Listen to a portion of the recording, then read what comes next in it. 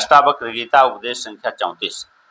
जनक जी कहते हैं कि कर्मों का अनुष्ठान अज्ञानता से होता है, अर्थात जिसको आत्मा के स्वरूप का यथार्थ ज्ञान नहीं है वही कर्मों का अनुष्ठान स्वर्ग आदि फल की प्राप्ति के लिए करता है, और आत्मा के ज्ञान से ही पुरुष कर्म करने से उपराम को भी प्राप्त हो जाता है। जिसको आत्मा का साक्षात्कार हो गया है वह न कर्म करता है और न उनसे उपराम होता है। प्रारब्धवश से शरीरादि कर्मों को करता है अथवा नहीं करता है, ऐसा जानकर ज्ञानी अपने नित्यानंद स्वरूप में स्थित रहता है।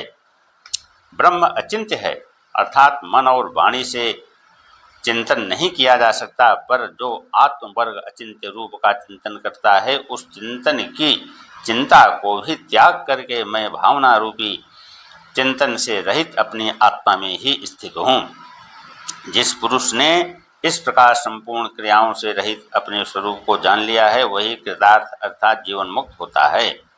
प्रश्न है, जीवन मुक्त का लक्षण क्या है? उत्तर में कहते हैं कि मैं ब्रह्म हूँ। इस प्रकार के अपरोक्ष ज्ञान से जो संपूर्ण कर्मों के बंधनों से छूट जाता है वही जीवन मुक्त है। शरीर के प्राप्त होने के अनंतर जो मुक्ति है उसका नाम विदेह मुक्ति है। तात्पर्य यह है कि साधनों से क्रम से जिसने संपूर्ण शरीर और इंद्रियादिकों की क्रिया का त्याग किया है और आत्मानंद का अनुभव किया है वही जीवन मुक्त है। जीवन मुक्त के फल का निरूपण करते हैं। संपूर्ण विषयों में जो आसक्ति है उस आसक्ति के त्याग करने से जो चित्त की स्थिरता हुई है वह स्थिरता कौपीन मात्र में आसक्ति करने में नहीं होती है। ऐसे स्थिरता अति दुर्लभ है। इसी कारण से शिष्य कहता है कि पदार्थ के त्याग करने में और ग्रहण करने में जो आसक्ति है उसको भी त्याग करके आत्मानंद में स्थित हूँ। शारीरिक कर्मों में शरीर को खेद होता है, अर्थात शरीर के जो कर्म चलना फिरना सोना जागना लेना देना ग्रहण त्याग आदि है उनके करने में शरीर को ही खेद होता है, और वाणी के कर्म जो सत्य मिथ्या भाषण आदि हैं उनके करने में जिह्वा को खेद होता है, और मन के कर्म जो संकल्प विकल्प आदि का ध्यान धारण आदि है उसके करने में मन को खेद होता है। इसलिए शिष्य कहता है कि इन तीनों के कर्मों का त्याग करके मैं अपने आत्मानंद में स्थित हूँ। प्रश्न है, कायिक वाचिक और मानसिक कर्मों के त्याग होने से शरीर का भी त्याग हो जाएगा, क्योंकि बिना कर्मों के भोजनादि क्रिया का त्याग होगा और बिना भोजन के शरीर रहेगा नहीं। उत्तर में पूछते हैं कि शरीर और इंद्रियादि में किया हुआ जो कर्म है वह वास्तव में आत्मा से किया हुआ नहीं होता। ऐसा चिंतन करके विद्वान को जब शरीरादिकों के खान पान आदि कर्म करने पड़ते हैं तब वह अहंकार से रहित होकर उन कर्मों को करता हुआ भी अपने सुख स्वरूप में ही रहता है।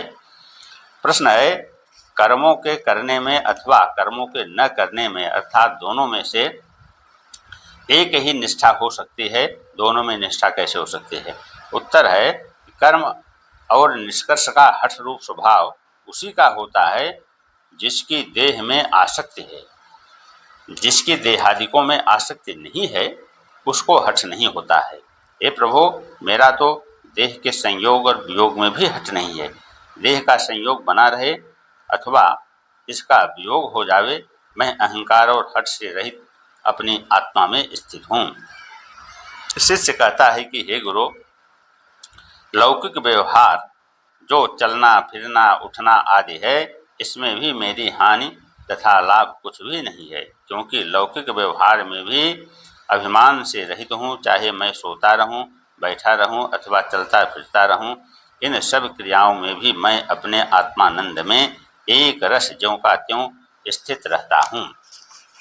जनक जी कहते हैं कि यत्न से रहित होकर यदि मैं सोता ही रहूं तब भी मेरी कोई हानि नहीं है, और यत्न विशेष करने से मेरे को किसी फल विशेष की सिद्धि ही नहीं होती है। इस वास्ते मैं यत्न और अयत्न में भी हर्ष और शोक को त्याग करके सुखपूर्वक स्थित हूँ, क्योंकि यत्न अयत्नादि सब देह इंद्रियों के धर्म हैं, मुक्त आत्मा के नहीं हैं।